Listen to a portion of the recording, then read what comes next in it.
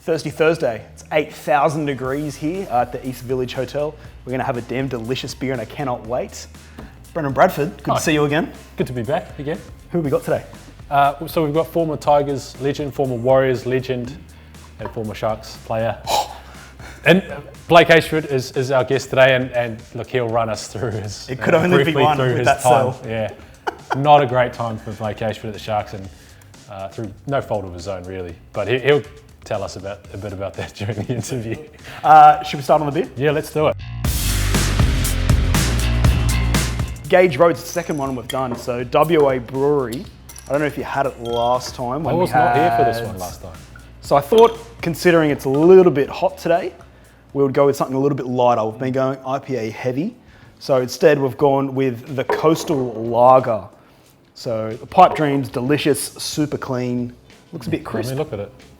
Looks nice and light and crisp and good. All the good stuff. By the way, like this feels like the first day of summer today. Yeah. So I've gone like full Christmas party outfit. Yeah. Shorts are in session today. Nice, so. I like it. Cheers. If memory serves me correctly, that was the first beer they served at Optus Stadium when they had like was it West Coast Frio, maybe? Something like that. It was a big weekend. They essentially just had, like 60,000 guinea pigs try it instead. I like it. I mean, I'm not a huge lager fan, but it's warm today. It's super sessionable beer. It's only 4.2. Yeah, 4.2, 1.1 standards. Oh, you got to read it from the front. That's why. Yeah, I could see myself on a summer afternoon drinking plenty of these in a responsible manner. Of course. You can get through them. I do love a lager. Sometimes you just want to. We've experimented. Like last week we had the sour, which we got through. It was all right. But a lager is solid, dependable. That's a good summer beer. Yeah. That is not just a settler. I would have several. Yeah. But if it was a footy player, who is it? Considering players we've got tonight, I'm going to go with unheralded playmaker Mark Nichols. Yeah. So, like, no nonsense forwards. But I don't know if you've ever seen him when he just slots in the first receiver. Super good hands on him. But like, no nonsense, for a big man. Uncomplicated player, fills many roles. That is this beer, and that's possibly my best and most straightforward answer. You're so happy with that, I can tell. Come on, baby. What do you got? So like I said, I'm a big fan of lager. It's dependable, it's solid, it's always there for you. You know what you're going to get. And so Rabbitohs, Bulldogs tonight, I'm going Josh Jackson. Excellent. Same. Always there, solid, been around for years, experienced, been to the highest highs of the game. Josh Jackson is this big. Little known fact about Josh Jackson, he's 75. Yeah, I wouldn't doubt it. Has to be. Yeah, Still huge in the 1974 season. All right, should we get Blake on the phone? Blake Ayshford on the line. Beautiful. Blake Ayshford joining us for Thirsty Thursday, mate. It's been an interesting week for you. How are you feeling about the Celtics? Well, I was a bit nervous to get through the Raptors, boys. I'm not going to lie. I didn't watch the first half of Game 7 because I just didn't need that for a Saturday. It was Saturday, and I just didn't need it ruining my weekend. But we got through. Lost Game 1 today, but it's going to be a long series, I reckon, man. It's going to be a long series, a bit of fun. I like that you're a year retired now, but you've still got that kind of speaking in footy terms. And yeah, it was good, but we're still looking one game ahead. We're taking it one game at a time. Oh, mate, it's been drilled in me for 15 years, 15, 20 years. It's going to take some more years to get out of me, I think. Even though I've got doing some work, speaking and things like this, you can tell I'm still struggling to put sentences together. Mate, you've been retired for about a year now, but you're still a little bit involved with the Warriors, day to day, aren't you, with the Sky Sports stuff? Yeah, I was.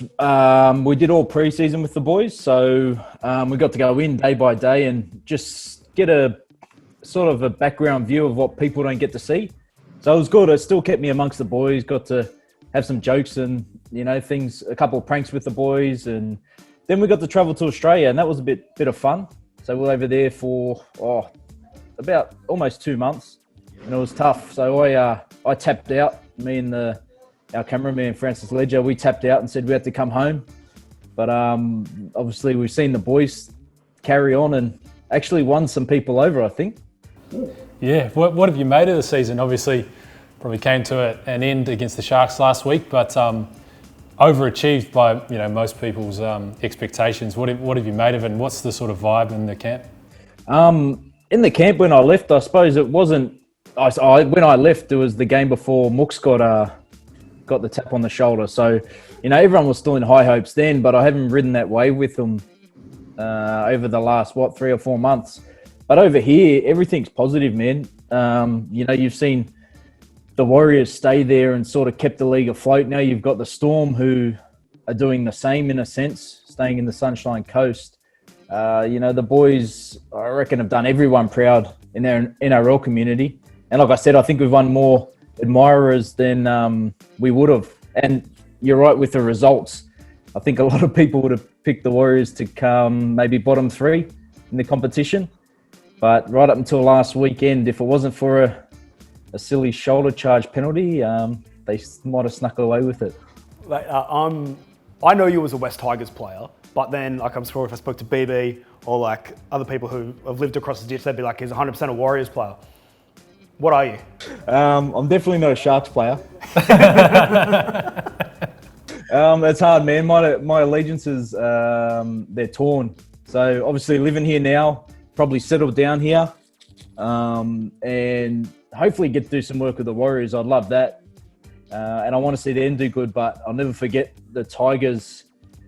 Probably didn't want to leave the Tigers when I left, so it still hurts a bit. But I consider myself probably a West Warrior, if you can, or however else you want to make it. I don't know.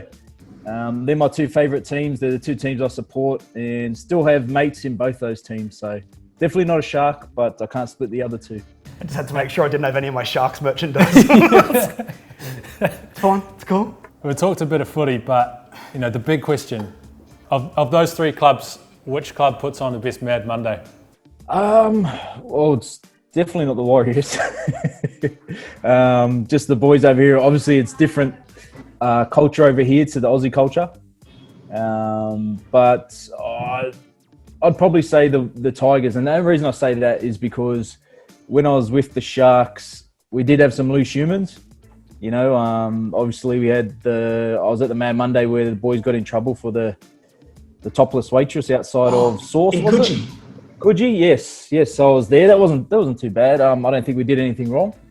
But, the media being the media, they like to make a big deal of Mad Monday. But at the Tigers, they were the early days. So when I sort of came into it, everything was still sort of play on. That was before Instagram and before all these other media outlets that came on. So I'd say probably the Tigers, only because of that. I got to experience the best and the worst of everything on those Mad Mondays at the Tigers. Mate, one of the big downsides of leading the Tigers as well, that you lost your man crush with Liam Fulton. How long did it take you to get over that? Mate, that was tough. Mate, Big Fultz doesn't get enough raps for how beautiful he is. He's one of the best blokes you'd ever want to go to war with, Fultzy. But there's a thing we used to do with the media. You could probably tell it was your man crush, and he'd tip me up to it early, and he's like, Aysh, whenever we do a media interview, I'll always pump you up, and you always pump me up. That's that time. So when it's time to negotiate our contracts, we've got a bit of leverage in the media, we've got a bit of weight behind us, and we can demand a bit more. And I was like, oh, mate, Fultz, he's a businessman as well. Not only a beautiful human, but he's a very smart businessman. Looking back on your career, what was some of the biggest highlights, your fondest memories when you look back at your 170 odd games you played in the NRL? Probably running out for that major semi in front of, I think it was like 75,000 at the Dragons. At the ANZ against the Dragons. That was electric, man. That feeling, always, you'll never lose that. That was massive. Probably the game I played against the Roosters in that semi-final where we got beat. One of the greatest semi-finals I think I've been involved in or seen in a long time, and it hurts that we lost. But I think my game in that was probably one of my best games I had in the NRL. So, there are a couple, man. My try on debut was big. Not too much happiness after I left the Tigers. Obviously, we know what happened at the Sharks. And the Warriors, we never made the 8. So, All the happiness was at the start of the career. The rest I was just battling. I wanted to double check. How aware of you are you that you're quite the social media cult hero, I guess we could call you? Cult hero? If you were to search Aussie Mamba on Twitter, that would bring up a Mr. Blake Ayshford. Oh, mate, was that you two stitching me up the other week? No. I don't know about Cold Hero. I remember it was funny. I remember watching a game after I scored 2 tries against the Bulldogs one day, and I got tagged in a thing, and it said, if this bloke scores 2 tries against your team, you know you've got a shit team. So that's all I remember of Twitter. I remember I jumped off pretty early because I was getting slammed. So if I'm a Cold Hero, I might have to jump back on and take advantage of this, I reckon. 2011. So you've obviously had that heartbreaking loss to the Warriors. You were ahead 18-6. You've lost to them, but for you personally, an incredible year. I think it was that year your name was like Blues in Waiting. Maybe that year you were like Members Player of the Year as well. You're a young bloke. You're a really good footy team. How hard is it to keep like your head straight there when it could be, you know, the biggest head in Sydney, which is saying something? Oh, mate, I'm not going to lie. I used to read the media. I used to buy into it all. And I used to be, oh, how good's this? And then when you buy into it, that's sort of when it gets toxic, because then when the bad stuff comes like it did, that's when I didn't take it too well. But man, I used to love 2011. We go out, our team, no matter, this is the best thing about our team, and you probably don't get it these days, but whatever day we'd play, there'd always be 10 or 11 of us at the pub or the nightclub the next night. So if we played on a Friday, we'd go Saturday, Sunday, turn up training Monday. So if we played a Monday night back then, we used to go to the gaff on a Tuesday. We'd be at the gaff on a Tuesday night, like 10 or 11 of us. So like, it's just it was good being around then. 2011, I remember, I'll share a story is when we were in Vegas. It's about the Aussie team. Obviously Jennings and all those boys were in there, but Sheensy was coach. And they had a couple of injuries. I can't remember who pulled out, but Hodges might have pulled out, someone else. And then I got a call over in Vegas one night. We're on the beers the first night we're there, dancing in the room, and then his number, Sheensy. So I go in the other room, I go, boy, Sheensy's calling. This were the Tigers boys. And I'm like, oh, yeah, mate. And he goes, oh, look, there's been a couple of injuries. If another player goes down, like another centre, like Morris or Jennings or someone, whoever goes down, we might need you to come over. And so while you're in Vegas, I know you're there, just keep training. and I started like, yeah, mate, yeah. Put the phone down, had a beer, and I'm like, boys, I'm next in line, Aussie team, let's go. Nightclub that night, like just did everything that I kept doing the whole year. There was no training in Vegas. You can imagine how that went. But man, I was like fizzing. I was like, oh, how good's this? Aussie team, next in line. Obviously, no one went down. I never got the call up or anything, but that was probably one of the highlights as well when we were speaking about it. No one ever knew until I probably said it now. Only me and Sheensy on the call, but that was quite funny when we were in Vegas. Boom, put that down and then straight back onto the beers and a 16-hour bender at Vegas. Did Sheensy ever touch base with you, like afterwards, and be like, so like you were training, yeah? Nah. You imagine that? I probably would have lied to you. I was like, oh yeah, mate, have a look at me. I'm flying only 100 instead of 110 kilos. But no, he never did. But that would have been a good get. Back in the day, like that 2010, 2011 period, like it was different between then and now. Like social media wasn't as big. Like where were the good spots that you guys used to go to as Tigers players after games or on the weekend? Where were the establishments? Was Balmain Leagues Club a thing? Yeah, that's what Farrah was saying last week. I used to love Balmain Leagues Club, man. We used to love going there, and you could go there, then go out to the city and finish at 3 or whatever and go back to Balmain Leagues Club. Balmain Leagues Club used to be the spot because it was like the midway point for all the boys that lived out there. If you're going to stay at one of the boys' house or kick on, you could always go back there.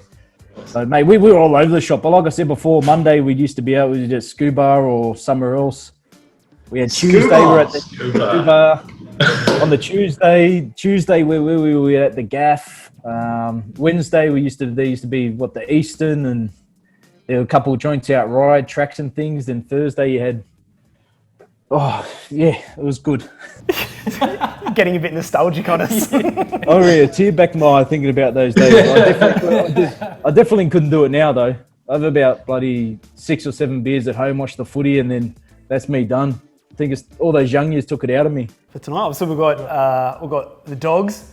Are they any chance against the Rabbitohs for Thursday night footy? Oh, mate, you can't. I haven't seen the Dogs team yet, but you can't write off the Dogs. They're just a tough team. When you say chance, they're a chance. Do I think they'll win though? The way the Rabbits are playing at the moment, I thought they would have dropped once Latrell got injured. I thought, and I didn't think they were going that good either during the year. So I tipped them to actually miss the 8 halfway through the year. But they've come on strong, man. So Rabbits should win, but I think Dogs are that team that are always in the fight and will lose by 1 to 10 points in every single game. Right, we've got a game to watch. I like the Rabbitohs as well. You're a Rabbitohs man for tonight. What about you, Big Cat? Yeah, Rabbitohs by 13 plus. 13 plus, gonna lots. score 'em. All right, someone's going to lose some money. Blake Ayshford, thank you so much for joining us for Thirsty Thursday, mate. Have a cracking weekend. Thanks, boys. Cheers. Thanks for having me. Thanks for joining us for another Thirsty Thursday. Enjoy the footy tonight, and thanks to Blake Ayshford, some cracking yarns there. We'll see you next week. Beautiful. Cheers.